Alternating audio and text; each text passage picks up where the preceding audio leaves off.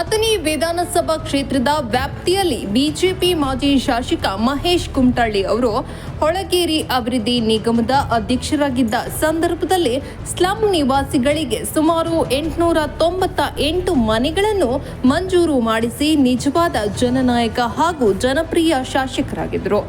ಹೊಳಗೇರಿ ನಿವಾಸಿಗಳಿಗೆ ಸರ್ಕಾರದಿಂದ ಮನೆಗಳನ್ನು ಮಂಜೂರು ಮಾಡಿಸಿ ಮಾನವೀಯತೆಯ ಸಾಕಾರ ಮೂರ್ತಿಯಾಗಿದ್ದಾರೆ.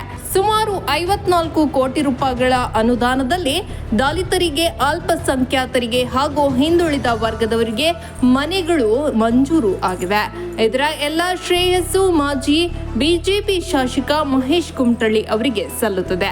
ಹೌದು, ಈ ಹಿಂದೆ 2019-20ರಿಂದ 2022-23ನೇ ಸಾಲಿನ ಬಿಜೆಪಿ ಸರ್ಕಾರದ ಅವಧಿಯಲ್ಲಿ ಅಥಣಿ ಮತಕ್ಷೇತ್ರ ಸರ್ವಾಂಗೀಣ ಅಭಿವೃದ್ಧಿ ಕಂಡಿದೆ ಎಂದು ಹೇಳಬಹುದು. ಈ ಎಲ್ಲ ಕೆಲಸ ಕಾರ್ಯಗಳ ಹಿಂದೆ ಎಲ್ಲ ಕಾಮಗಾರಿಗಳನ್ನು ಗುತ್ತಿಗೆ ಹಿಡಿದು ಎಲೆಮರೆಕಾಯಿಯಂತೆ ಕಾರ್ಯನಿರ್ವಹಿಸಿದ ಗುತ್ತೇದಾರ್ ಕೆ ಬಸವಾನಂದ, ಹನುಮಂತರಾಯ್ ಹಾಗೂ ಚಂದ್ರಶೇಖರ್ ಗೌಡ, ರಾಹುಲ್ ಅಥಣಿ ಸೇರಿದಂತೆ ಹಲವಾರು ಜನರ ಶ್ರಮದ ಫಲವಿದೆ.